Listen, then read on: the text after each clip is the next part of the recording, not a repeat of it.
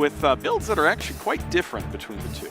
Yeah, so that's one of my favorite parts about these new powerful themes is you can play the themes and there's a lot of different takes, a lot of different ways you can gain an edge in the matchups.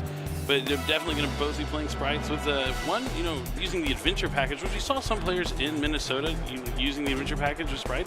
I'm a big fan of it. I just like having that extra 4,000 damage option between the token and Wandering Griffin Rider, access to Draco back, but all of that comes with a downside. You have to at least include 1 copy of Rite, probably 3 copies of Water Enchantress, Draco back, Fateful Adventure, Wandering Griffin Rider. The package is rather large. It does cut you off from using your normal summon and monster effect. Not the biggest of deals with a lot of the strategies, the way they play out now, but it's a risk-reward, a little bit of trade-off whether you're going to include that in your deck or not. It's interesting in particular with sprite, because you're kind of banking a little more on getting those starters this time, so you can special summon something out. As none of these monsters are level 2. They're not enabling your special summons on their own. Yeah, definitely not, it doesn't give you anything extra, besides a little bit of damage, but with stuff like lots of ways to do damage. A gigantic sprite gets plenty big enough anyways, but we'll have to see which one of these strategies will get the edge here. A lot of the things we've seen, we saw Chris LeBlanc win with, a tier bestial sprite Fenrir kind of deck 2 weeks ago, so I'm definitely going to see a lot of different sprite decks utilizing the bestial monsters. I mean, tier elements is the strategy people have the target on the biggest this weekend. And to that end, you'll see all sorts of things cropping up in these decks, mainly to get rid of cards from the graveyard. The bestials, as you mentioned, have been very popular, and we may see some of them here as we are about to start game number 1. All right. I love those sleeves. The Sky Striker Mobilized Engage sleeves out of Magnificent Mavens. Definitely, I think that's probably my favorite artwork. It's close. I also like the Kagari sleeves as well, but it makes sense that his favorite card is Aethray, and he's using the Engage sleeves. Yeah, the Engage sleeves are fantastic. I really like the Witchcrafter ones. Oh, with the kind of like cartoony? Well. Yeah, the giant smug face one. I love that one. Or I think Unveiling. I think it's Unveiling. I do love the aesthetics of that as well. But let's see, it looks like Kevin is going to start things off with Sprite Starter. Appropriate. Living up to its name in every way, and will be special summoning, I'd imagine, a Sprite Blue or a Sprite Jet. We got Blue. He's going to take that damage to his life points directly. Sprite, a really electrifying deck. A lot of exciting things happening with it. A lot of level 2s being special summoned. A lot of connective currents. Those fields get filled up shockingly fast. Certainly do. But it does look like there is an infinite permanence. Not holding it for Gigantic Sprite, deciding to use it right here on the Sprite Blue, hoping Kevin doesn't have access to Sprite Jet maybe, or not having to get another level 2 on the field, or he has another way to interrupt the Gigantic Sprite further on in his turn. It looks like he does have Jet.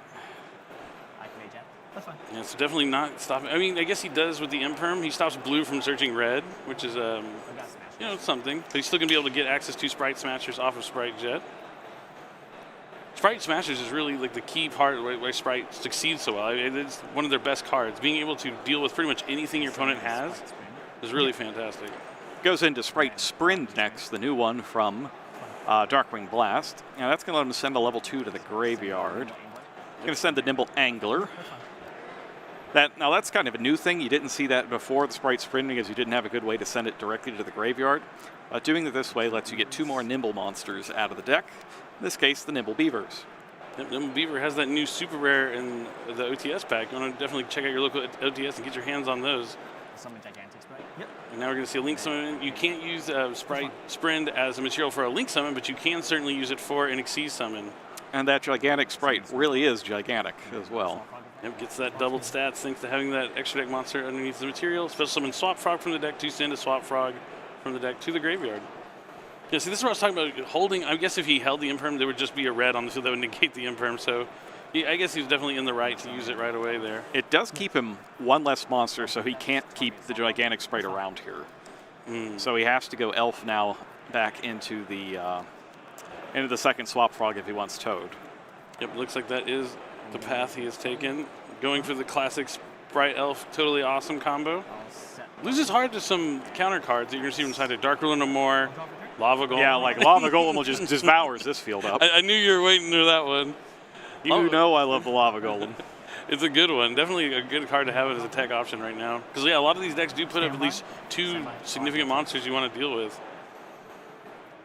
Or Seer mode since he's decided to stand by. We've seen a lot of players not playing Dupe Frog, but I wonder if that is what he's going to be summoning here, is Dupe Frog, or if it's just another copy of Swap Frog. Yeah, that's fine. I haven't seen Dupe Frog in Swap frog. quite some time, and we're not going to see it today either. Dangerous a little bit, playing a little bit into super polymerization here. Yeah, I'm not certain that I get that, but I guess he just wants it out of the deck. That makes sense. Main phase? Yeah. If it sticks around, it contributes damage as well. Normal summon jet. Normal summon jet.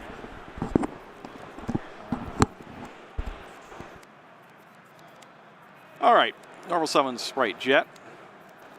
I like these smashers. And I believe he did not activate the effect here, so that's going to draw out the Smashers. Just trying to clear that level 2 off the board. Doesn't want Richard to open up his strategy. Yeah, that's fine. I'll banish swap and jet. Ah, I see. So he's using the Swap Frog there as the card to banish. So he plays a little bit into super poly, but gives him another option for smashers to get rid of. Not too bad.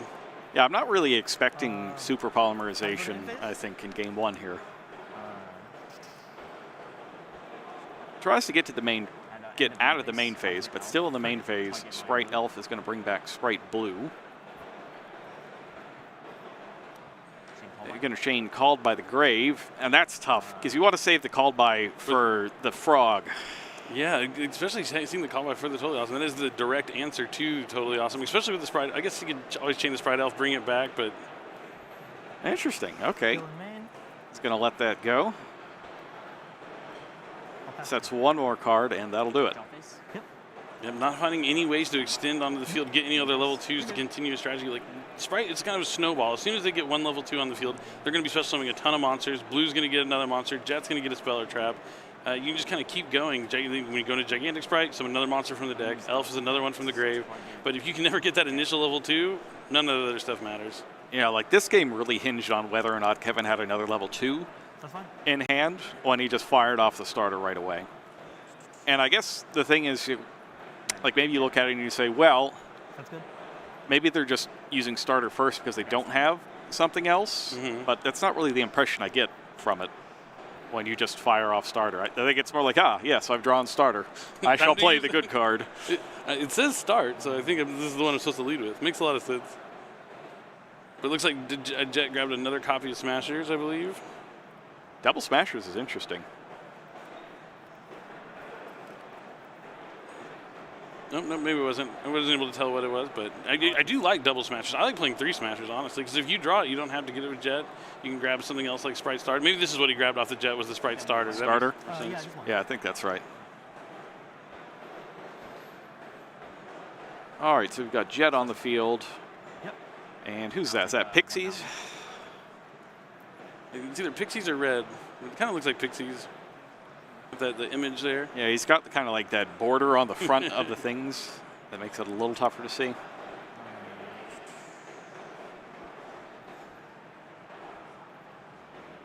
Taking a moment to look at his extra deck, consider his next move. Still has that Totally Awesome. A special blue. Special Sprite Blue from the hand. All coming down in defense. We're going for Gigantic. Those two become Gigantic Sprite.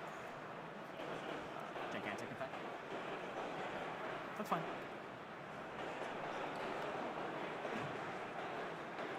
And Gigantic Sprite is, like a lot of people are playing the Bestials, right? And there's a lot of hubbub when Gigantic Sprite came out about how it stops the opponent from using Nibiru. How about how it stops them from using Bestials? Yeah, that's huge, right? I mean, especially because they're pretty much in every deck, even like a smaller engine. But being able to cut them off from summoning them before you even put something they can banish in the grave, definitely huge. There's a number of things. Even like the fusion monsters from the T.R.Syndicate deck, if you're able to Gigantic Sprite early enough, they can't resolve their effects on your turn to fusion summon. It can really come into play. It's an interesting effect to turn your opponent off from also being able to summon level 5 or higher monsters.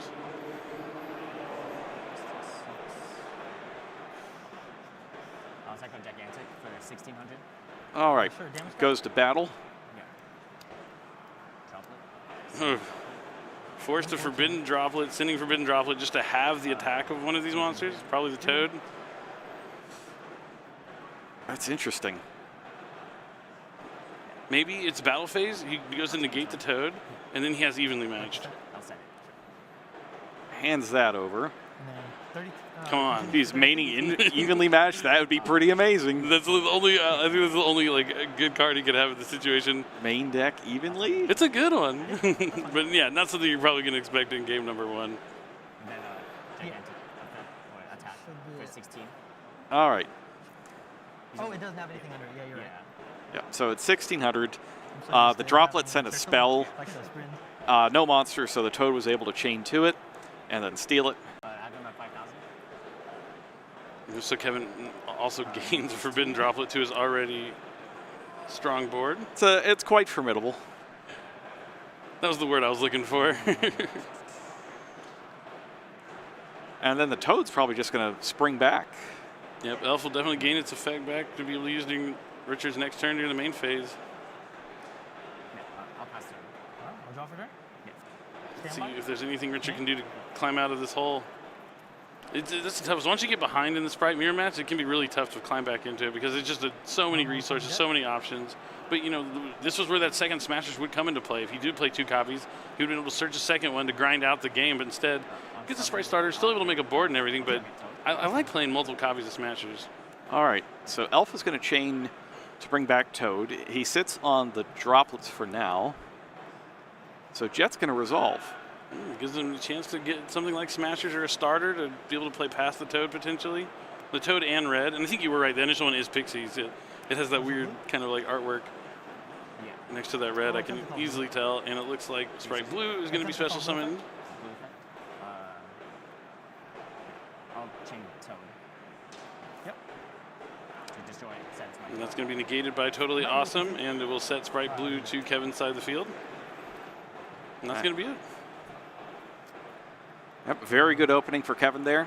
Richard Open one normal summon. Richard takes the gamble on imperming the first Sprite to hit the field, but he does not win that bet as more Sprites come down from Kevin, and he is able to quickly overwhelm his opponent and get that Toad lost in. Yeah, it really shows the die roll is pretty important who goes first, but yeah, maybe some different decision making may have had things play out a little bit differently. I'm trying to think if there's anything.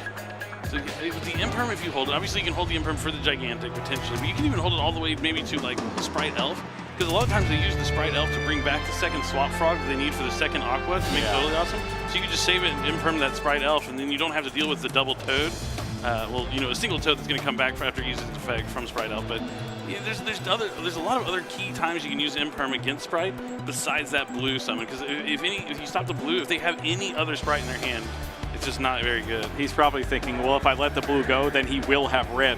Oh yeah, at that point. Yeah, so you really can't ever have a good point against it. That makes sense. But now they are going in their side decks. Richard's going to have a chance to go first in this one. It's side decking when you're going first. For me, recently, a lot of my side decks are all about like going second. I'm building my deck to go first, do the best I can, because I choose to go first, so I'm going to want to play to go first.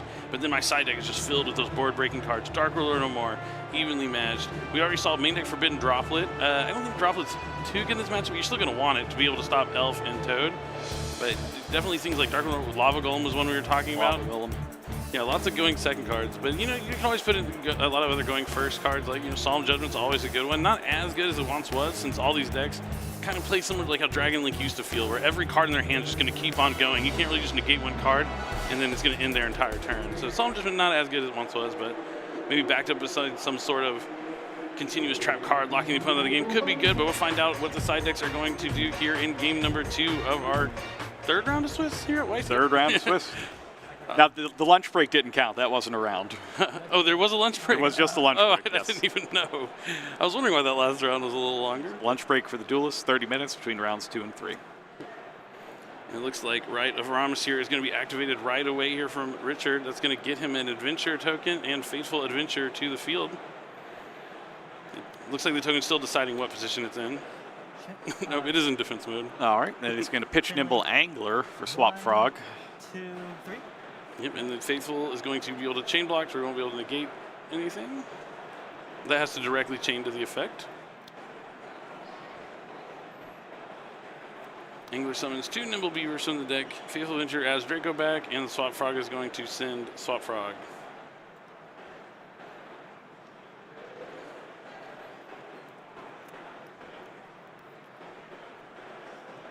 I had to check Nimble Angler there for a second. It's like, isn't it by a card effect? But it's not. It's just if it's sent from a hand or deck. Now, who'd have thought one day the Nimbles would be swarming the field? Not me. Well, Super. This is, the original one, Nibble Momonga, did the exact same thing. That was guard. There's a reason why it's a Champion Pack Super Rare. It was wildly played back in the day. And we had the Super Nimble Mega Hamster, which brought a large number of things. Ryko, yep, that was one of the good ones from the Edison format. It's a big popular time period where people play in the Time Wizard format. Yep, we're having Edison events here as well during the public events. Definitely awesome. I wish we had those back in the day. It's so fantastic. You can come to a YCS and play your favorite format with your friends. And now we see the 2 Nimble Beavers being overlaid for Gigantic Sprite. After the Wandering Griffin Rider touches down, you want to make sure you get that level 7 monster special summon before you can. And Gigantic Sprite is going to special summon Capshell. That's a good one. I like Capshell. It basically says if this card is used for the cost of something, draw a card. If it goes to the graveyard for a summon, draw a card. It's going to send those 2 to the graveyard for Sprite Elf. It's interesting, like which zone you put it in there. Are you trying to protect the token or the Griffin Rider? Yeah, should be the Griffin Rider. I think you definitely want to protect the Griffin Rider from things like infinite impermanence. But you see that Capshell being used for the Link summon, so it is going to allow Richard to draw a card. It's nice you can just get it back every turn to get another free card. It is a cool one. I'm a big fan of Capshell. Yeah, Eperia is another card, a similar card, that when you summon it, you get a draw. I think that one's largely been cut out, though, Eperia. Yeah, maybe replaced with like the Bestials a little bit. But an interesting, I think he returned Wandering Griffin Rider to his hand with Swap Frog? He did. Interesting. Not sure. Not sure about that one. So Elf gets hit with Imperm. And then Jet is summoned. And that's going to add Smashers to hand.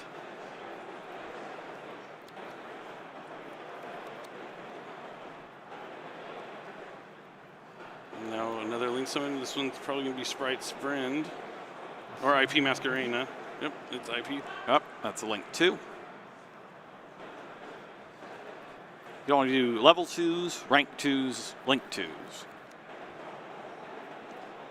2 or below.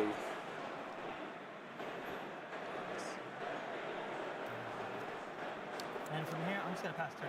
Go for it. And he ends his turn with that. Interesting. So he's going to be able to still summon the Griffin Rider from his hand during Kevin's main phase, but he doesn't get the option to negate the first action that Kevin has, which is what he gave up by returning it to the hand. The condition is what? No monsters or you control an adventure token? Yep, during the main phase.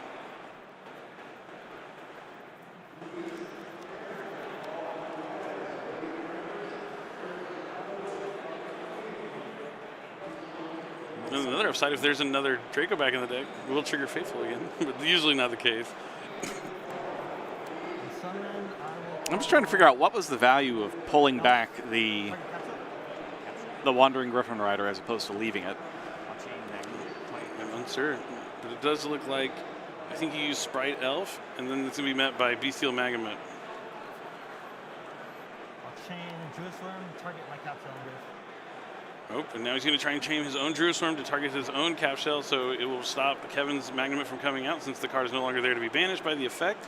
And now Capshell still gets banished, unfortunately. So Sprite Elf not bringing back Capshell. Capshell gone for the game, but Druid's Worm on the field. Now with that Druid's Worm IP Masquerena kind of combo, kind of a cool one.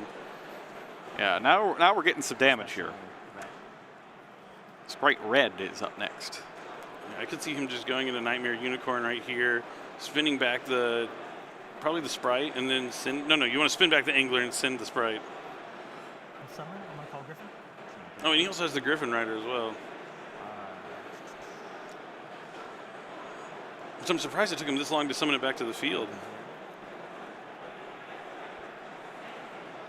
Oh, I guess the one advantage to bouncing the Griffin Rider is the one thing your board loses to is Dark Ruler No More. And by holding the Griffin Rider in your hand, you can special summon after you get Dark Ruler No More, so you at least have a last line of defense. That is probably the thinking there. That makes sense. But so you're trading off being able to negate the first action in the main phase from the opponent with playing around Dark Ruler No More. In game number 2, reasonable. That makes sense.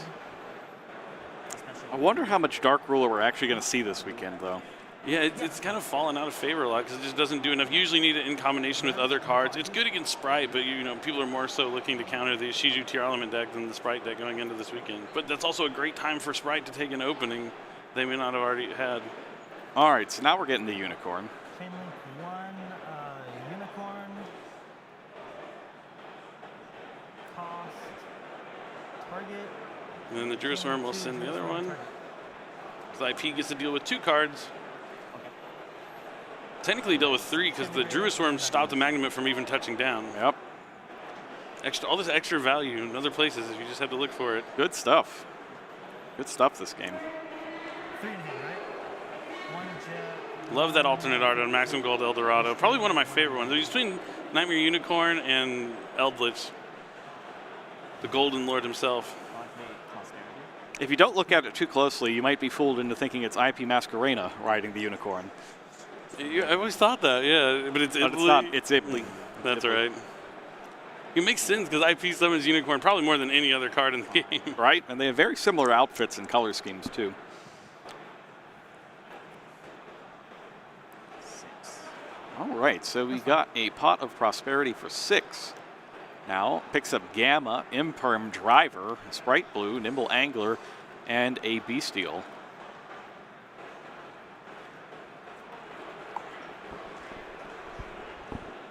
That's not the greatest spread, but he can pick up a Bestial and have 2 of them now in his hand. Yeah, at least it's a different name. It's not the same name, so you'll be able to summon both of them. He can summon the Jerusalem this turn, maybe help deal with this board a little bit. And is that Magnum up over there? Yeah, Magnum's the one I think in his hand that he got countered with the Jerusalem in the Bestial battles of 2022. Okay. That's one of my favorite things is the Bestial Wars. How far are they going to go back and forth? That's not the one you used already, right? Nope, he used Magnum. Sure, one's off the target. Here, you can just take a look just to make it easy. Just taking a look through there. Bunch of interesting stuff. Plenty of good things to get rid of. Yep, Jet is definitely good. We want to go for one of those level 2s that Sprite Elf might be bringing back in the future. Good heads up play. I'll declare attack on elf. Goes to battle and attacks Sprite Elf. Take the 11. Half damage because of prosperity. Yeah, prosperity. So we're going to take half of that damage thanks to Prosperity. Is 550. 74.50, right? Yeah. Okay.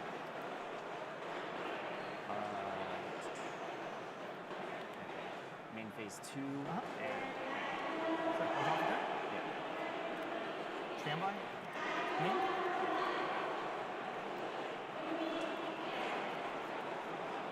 So, see, now that Richard is back on the play, will he be able to finish out the game here? The Magnum that was turned off last turn, he can still use this turn, so he's going to have some plays. Faithful can add. The Griffin Rider got shuffled back in the deck when it negated the Beaver, or the Angler, I believe. So he'll be able to add that with the Faithful Adventure. It looks like he redrew it. Oof. It looks like he's redrawn it and has activated it. He's chaining with Magnamut to target Pixies. And he has another Bestial that he's going to chain to cut off the Magnum. Things are looking good here for Richard in game number 2. So both monsters are going to touch down here. Activate effect on summon. Magnum will let him add that dragon at the end phase if we would make it that far. I mean, he still has to deal with this Druid Swarm. The Druid Swarm, when it's in the graveyard, will send a special summon monster on Richard's side of the field. So all hope is not lost here yet from Kevin's side. But things are not looking great. We know that Richard's set cards probably Sprite Smashers that he added on the first turn. So this is interesting. So he's got the Draco back, right? He can bump that monster back into the hand, but then it can spring right back out. Yeah, that might not be the best idea. Oh, looks like he is going to go that route. He eventually has to run out of light and dark monsters, right? There's only so many in the graveyards. But I guess the Bestials keep replacing themselves too as they go. We see him linking the Magnum and the Adventure token. So Griffin Rider is no longer going to be active unless he's able to activate another copy of Rite of Ramus here this turn. It's interesting because otherwise, if he still had the token, he'd be able to use the Griffin Rider to keep the thing in hand to get in all the damage. But we're going into the extra deck instead to make, it looks like Dark. Yep. Dark the Dark Charmer. Gloomy. And then it's probably the MVP of my Link regulation run. It's definitely one of the better Link monsters to be released recently. add discard. Yep, so he's going to use Faithful Adventure to add Enchantress to his hand and then discard the Enchantress. So now Richard can banish the Enchantress to add Rite of Aramis here either from the graveyard or the deck to his hand. Now, at this point, you probably have to drop the your Bestial now if you have it, right? If you're wanting to summon it. 'Cause otherwise, Activate. that'd be what? I'll change this one. Yep, here it comes. IP.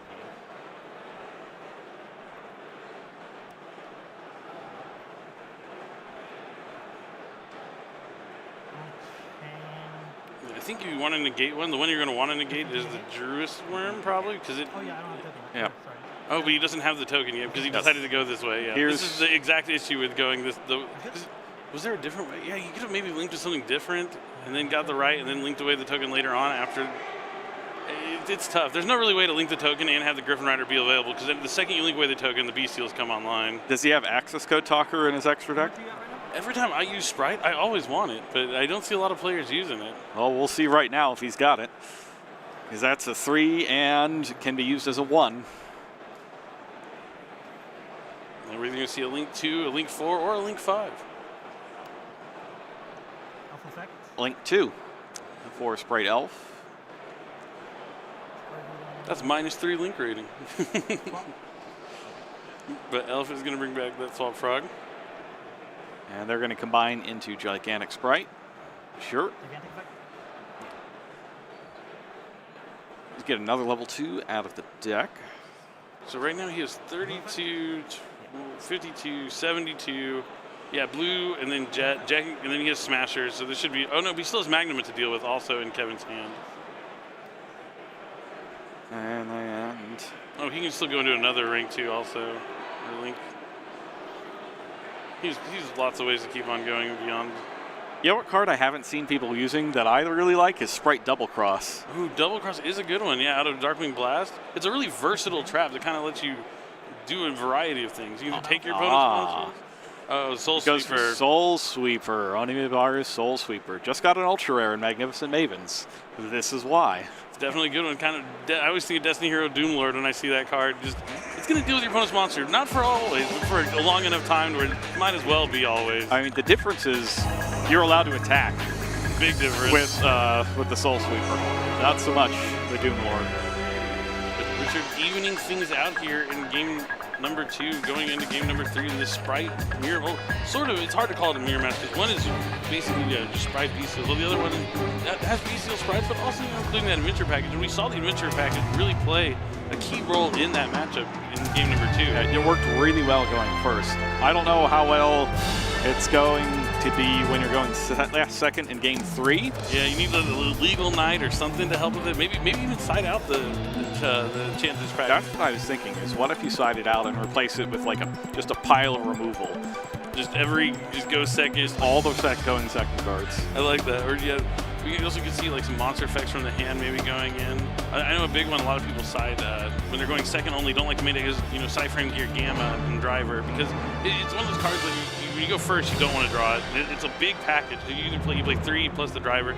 That's 4 cards. You're probably only going to resolve 1. After you resolve 1, the other 2 are dead. So there's downsides. But if you have that in your first turn, it's one of the best counters. Like straight up, just destroys and stops anything. It can stop Shifter. It can stop any card that's giving you an issue. And the card you're probably going after in this matchup is Gigantic Sprite or Sprite Elf. It's really useful when you have like a spell card that you need to resolve to start your plays. Protecting Emergency Teleport, Oh yeah, for definitely. instance, or the Tanky Search, or Rescue Cat from Ash, that sort of thing. Yeah, there's definitely a lot of key scenarios. But we'll have to see how it's going to play out. And we saw Kevin here going first in game 1. He had a pretty solid turn board, but it wasn't like anything too crazy. So definitely, I really want to see Lava Golem. Like I was like, what could he have had in that game? Well, Lava Golem. Lava Golem would have got you. It's been Got you doing there. good at these past tournaments. We saw Joshua Schmidt won the YCS Utrecht. I think he main decked 3 copies. Even Lava in the Golems. deck. Yeah. They're always splashing around. You saw Sphere Mode last time, but we'll have to see if one of these players will have it here in game number 3 of our 3rd round of Swiss at YCS Pasadena. Let's do this. That's enough. Here we go. Starting off with Stand by. He's really thinking about that swap frog. No summon swap. Here it is. That's fine. Swap sends a swap. So swap. Swap doesn't have any friends anymore. Just him. It's just Swap Frog now. Yeah. Now Sprite starter. This is a good starter. A good start. Uh-huh. I'll take a light. Goes for blue next. Got to take that damage. And blue effect. Blue activates. That's going through. Grab jet. Gets jet. Special jet. Jet's Yeah, next. Grab smashers. Searches for smashers.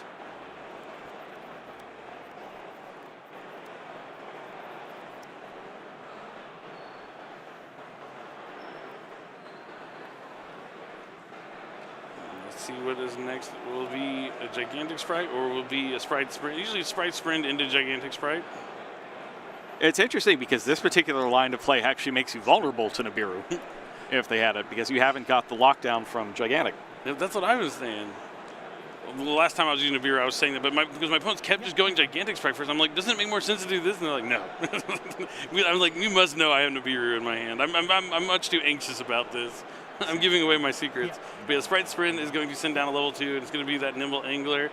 And Nimble Angler is going to summon 2 copies of Nimble Beaver from the deck to the field. I think this format you can just assume they're not playing it though, because it's so bad against tier limit. It's fallen out of favor everywhere. Yeah, you can Nibiru full board of tier limits, and they're probably going to gate more from it than you Yeah, would. it's just all coming back. This is really the case. But we do see the 2 Nimble Beavers, and that was going to be overlay with the Sprite Sprint for Gigantic Sprite, which will probably summon either the missing Sprite or I would imagine it's just going to be whatever Sprite he wants here, either Pixies, Red, or Carrot.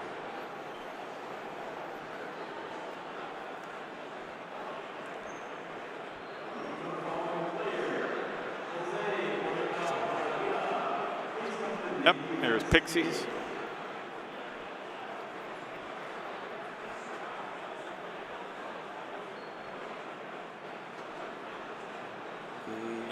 Now we'll see the link. So besides, there's the link away that Gigantic Sprite, so he can leave up the Sprite. Now he's going to bring back Swap Frog. Let's see. Learn from game 1. There See, we go. That's what you got to do. You can make a mistake in game 1 and realize, well, maybe I should. That was the part where I made a mistake. I'm going to hold it off, and he did decide to hold it off. But then you see him being able to negate it with. It is a red on the field, so he's able to negate the Sprite Elf. You use the imperm, but this is still fine. You use the imperm, but now you're dealing with 1 Toad. This is a lot better than dealing with Toad plus Elf. And you still lose the imperm, yeah. So definitely learning from the previous games. You're not locked into playing one way through an entire tournament. You get better as the tournament goes on. I tell people that all the time. All right, attaches a Swap Frog to go and get the final Swap Frog. Name face? No Super Poly Fear. Enchantress? Leads off with banishing Water Enchantress of the Temple from the hand. All right, so he's kept that in. Let's see if that baits out the Toad. He might be worried about something like Illegal Knight coming down here. It does not. All right, hits the field. The thing that always gets me is like you can't protect cards like Evenly Matched or Lightning Storm with the Adventurer cards because they require no cards. Yeah, I kind of had that same experience like Fenrir. Like I wanted to start if I Fenrir evenly matched. I could start with Fenrir attack, and then I can't evenly match the battle phase, or I evenly match battle phase, and then I just have a Fenrir that's just going to sit on my board main phase 2. Still solid, but the same kind of like. If you can force your opponent to like use a monster effect in some way, it's nice to just have the Fenrir there. It looks like there is an evenly match coming down. Is there 2 copies of it? It's going to be negated. Oh, he used the Toad also, so it's going to negate it by the red by sending the Swap Frog. He's already used red, so he's used red and Toad now. Oh, okay. Oh, he used Toad's effect to trigger off the Swap Frog to negate it. That's right. Okay. As he used red to keep Elf's effect. Elf's effect.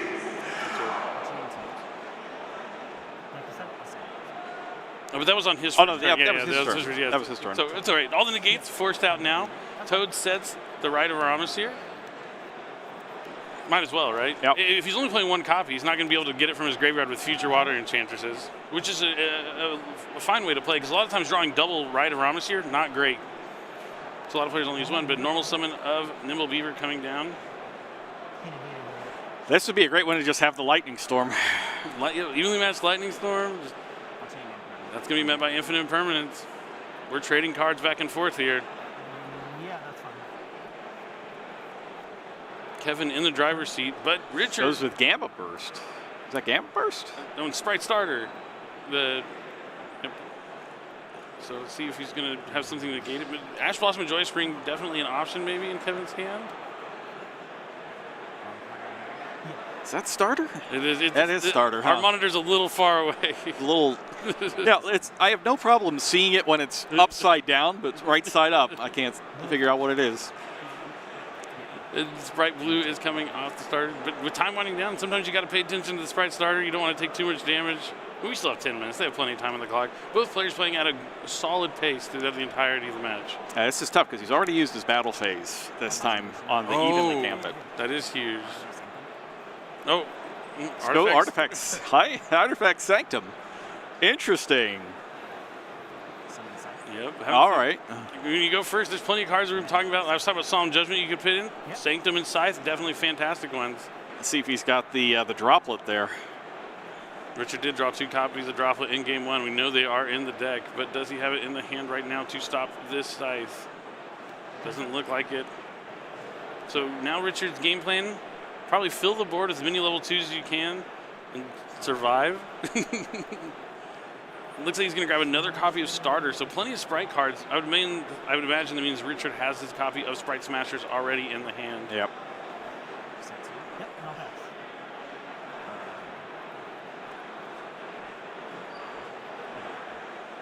All right, so he manages to get through everything, but then Artifact Sanctum puts a stop on the rest of the turn. You are fine. Artifact Sanctum, a good one.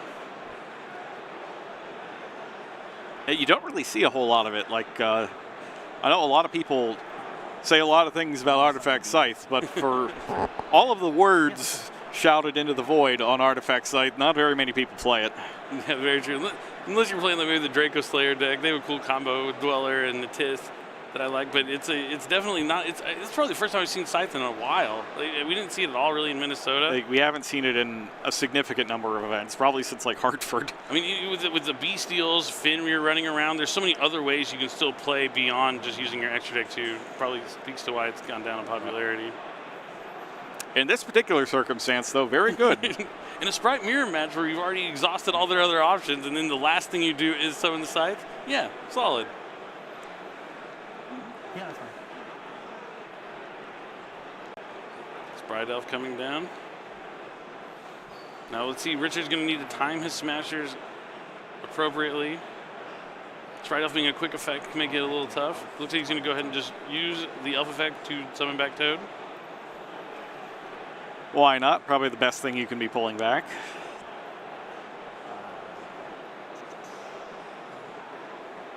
Swap character attack. Okay.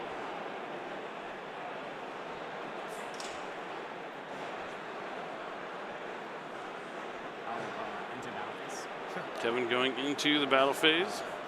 Declare attack on Beaver. Yep. 600. Beaver gets hit first. Declare attack on Blue. Declaration. Starter. Starter. Oh, so he's going to starter for Pixies here, I'd imagine. I was like, what can he summon? Oh, yeah, Pixies. Let's see if this prompts any sort of response here from Kevin. Sprite Starter, you know, you see it used, it's like emergency teleport. You can use it to start your turns and get a lot going, but you can also use it in your opponent's turns. Teleport, you'd be getting something like Ghost Ogre and Snow Rabbit. Sprite Starter, you can grab Pixies, Carrot, Red. S-Force Professor Digamma to switch their guy to defense. There you go. It's the all-star play from Rivalry Warlords. I know you're a big fan of the S-Force squad. And it looks like the battle's continuing. Sprite Blue gets taken down. Sprite Jet gets taken down. So step 1 is finished for Richard. His life points didn't hit 0. The scythe is over with. He's going to have a chance to play it on the next turn. He's got to get rid of that elf, though. They'll bring back the toad as an impending doom. And it looks like Kevin, main phase 2, is going to use Pot of Prosperity. Better to use it main phase 2, so you don't have to have your damage. I mean, you do for the rest of the turn now, but you're able to get that damage in first. Yeah, that's good. Only for 3 this time. Finds an ash. Yeah, I imagine he's going to grab Ash Blossom. Unless he's already got Ash Blossom. That might be the case. Pot of Prosperity putting the cards back on the bottom of the deck.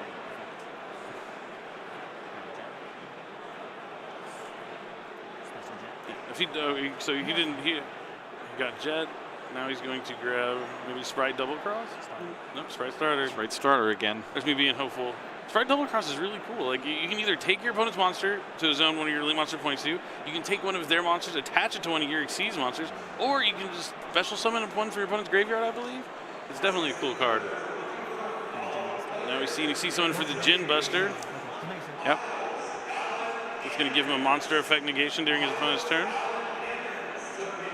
You need, I believe, what, 2 level 2 dark monsters for Djinn Buster? I think so. And I'll activate starter. Activate starter. I think we've seen more starters activate this game than I Yeah, have in like an entire tournament. It's hard to tell whether he's activated 2 starters this turn, because I know Richard activated a starter. I think there's been one activated every turn of this whole match, all the way through almost. That's just incredible. I mean, it makes sense, but... You know what the Sprite are missing? A Digester Emerald. Rank 2 Digester Emerald. Just keep the money, keep it going. Yeah, they've already got 1 Digesto monster. We don't need more. Got the Phoenix, they'll be fine. That also a cool card that I love to see in the Sprite deck and really get a lot of damage out there quickly. But now it's Richard's turn to try and continue this comeback. Scythe is gone. He's dealing with that elf that can bring back the toad, but not for the first action.